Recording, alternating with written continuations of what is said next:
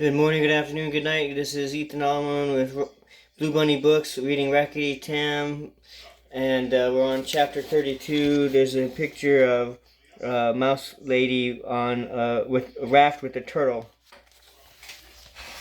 Euphis, the vole thief, made a lead of the woven laven strap for his wife's pet rock bottom, neatly plated in red, green, and white, with a loop and fitted securely round the little reptile's shell. The leash came in handy when Diggity took rock bottom for walks around the deck of the raft. Diggity sat at the tiller, remarking to Euphis as he watched rock bottom's slow progress about the craft. "Ooch, you wonder if yon beast ever breaks into a gallop. He's certainly in no hurry to get anywhere."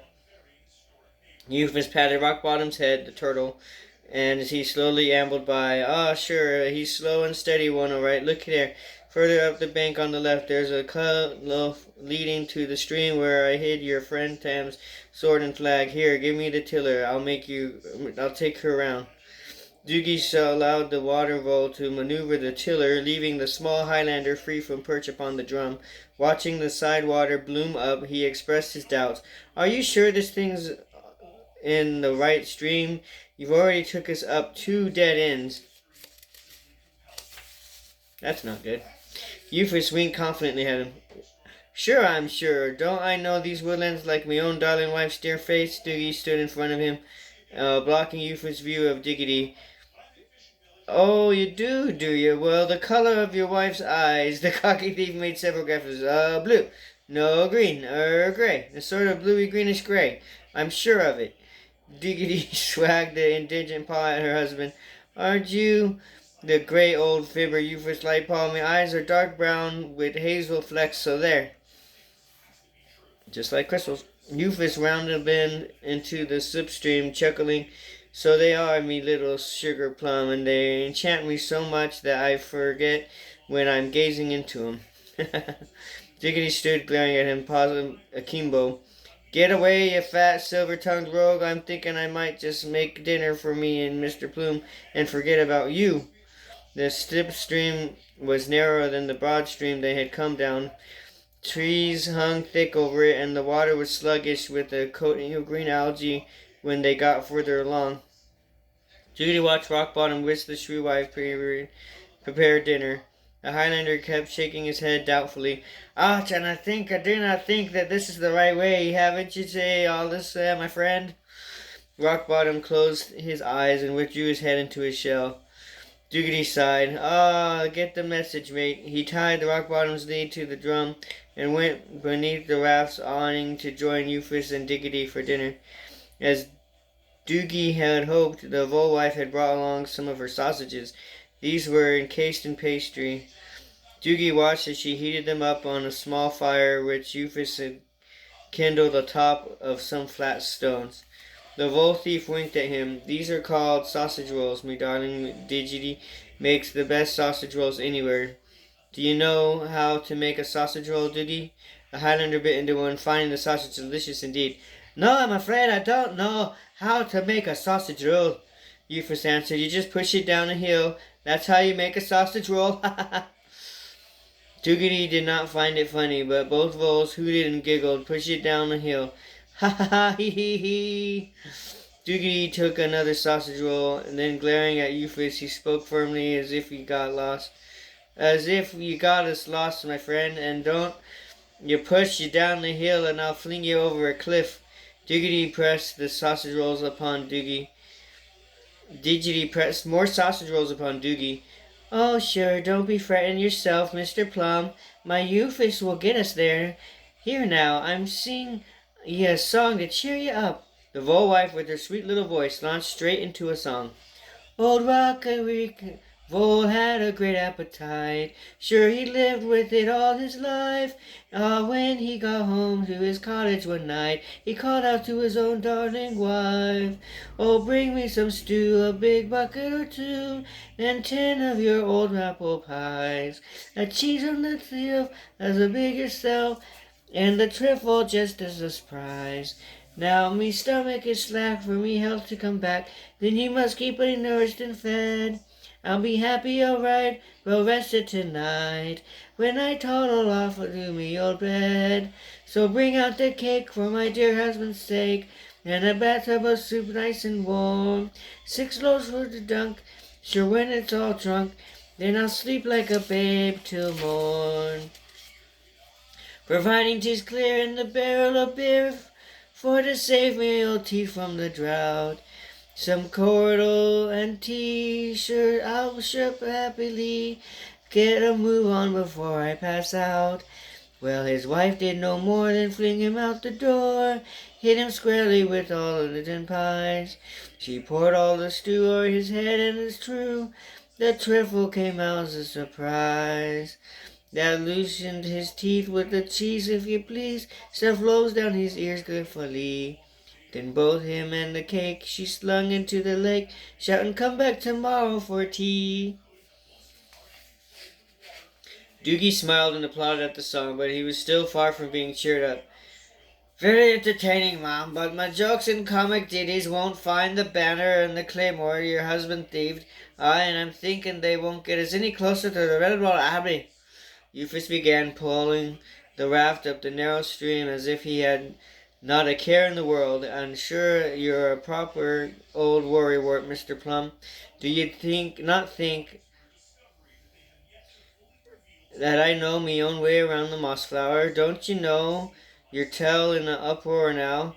I'll wager we find your gear soon enough. I recognize this stream." But the day wore on without success. In fact, their position worsened. By early evening, the stream had narrowed. Trees and the bank foliage pressed in on them. The water became murky and stagnant. Ew, stinky.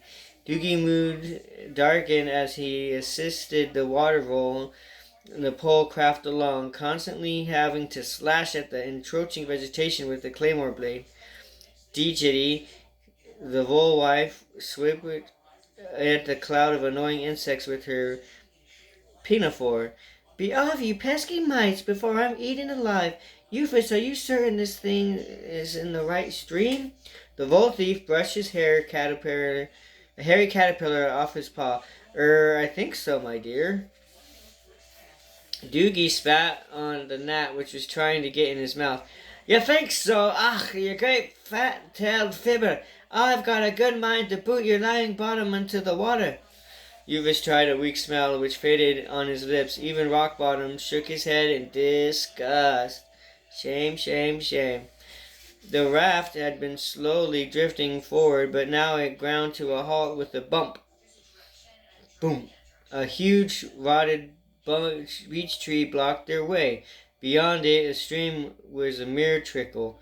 Doogie flung his pole into the water, wrinkling his nose at the odor which arose from it. Diggity began to weep through her pinafore over her face. "Oh, Euphis, how could you do this to us?" Doogie rolled the drum onto the solid ground and placed the tortoise upon it decisively. "Dry your tears, Mom, and come ashore with me. Try to find us a way out without lying buffoon you call a husband." "Dry your tears, Mom, and come ashore with me, and I'll try to find us a way out of this without that lying buffoon you call a husband." He lifted the vole-wife onto the bank, passing the supplies to her and glaring at Euphis. "As for you, my foolish friend, ye shift yourself and can your thieving and lying no longer. I can't stand your thieving and lying no longer." As the darkness fell over the woodland depths, a small fire made an island right in the gloom. Doogity Diggity and Rockbottom gathered around the flames, roasting sausage on sticks and drinking beakers of Volwife's plum and gooseberry cordial. Doogity glanced anxiously at the Highlander. "I wonder where Euphis has gone to. Do you suppose he's all right, Mr. Plum?" Doogie jiggled a hot sausage from paw to paw, breaking off a piece and tossing it to Rockbottom. "I don't want to bother him with my head about him, Mom. All you can hear him out there watching us. He'll come to no harm, and maybe he'll learn a lesson or two, eh?" The vole thief's voice came through the trees at them. He sounded lonely and forlorn. "'Tis a sad thing to be left to die alone in the old forest, and all because of one little mistake. Sure, and it must Be grand for some, I know, sitting around a nice warm fire and feeding their gums and sausages and quarter, while the likes of myself is cast out to the wilderness to be eaten by flies and to die of hunger and drought. I must have led the wicked life to come to this. Huh. He sounded so pitiful that Digity had to wipe a tear from the little tortoise's eye. Doogie heaved a sigh. Ah, you may as well call for the Roogie, ma'am. Marm. Before the wife could say anything, Euphis dropped out of a tree and sat beside her, grinning from ear to ear. Top of the evening to you, mates. Pass me a sausage, will you, me old darling Daisy? I'm dying for lack of victuals. Doogie, me lovely friend, how are ye? The Highlander passed him a beaker of the cordial before responding. None of the better for your asking, thief. Now understand this, and I'm leading the way from now on. You've got no say in it, and if you want to get lost, you can do it without your help. You just roll that drum along and follow me. Ah? Euphis saluted several times, nodding in agreement. Ah, sure you're right, sir. Orders are orders, and 'tis me, my faithful self, who be carrying 'em out. Isn't it right, Doogie, my little rosebud? The wife slammed a hot sausage against her husband's smiling mouth, leaving him sputtering. Oh, Mr. Plum's right, sure enough. One more word from your fibbing lips, Euphis Lightpaw, and you don't get another bite to eat or drink from me. Is that clear now? Euphis patted Rockbottom's head and fed him with sausage. Oh, me little pal, that one's not a creature to argue with. Cheer up now, and I'll sing you all a grand old song about a poor mouse who had the shrewdest wife. Doogie's paw strayed dangerously close to his sword hilt. No, you won't. You eat that supper and you go to sleep. Euphis collapsed backwards, saluting as he did. Go to sleep, sir. Orders are orders. Right you are. Like a broken silver coin, a half-moon shone down on the small group sleeping around the glowing embers of the fire. Doogie lay wrapped in his plaid, wondering if he could ever again see his friends Tam or walk through the welcoming gates of Redwall Abbey. Tune in next week for Chapter 33. Please like and subscribe. Thank you.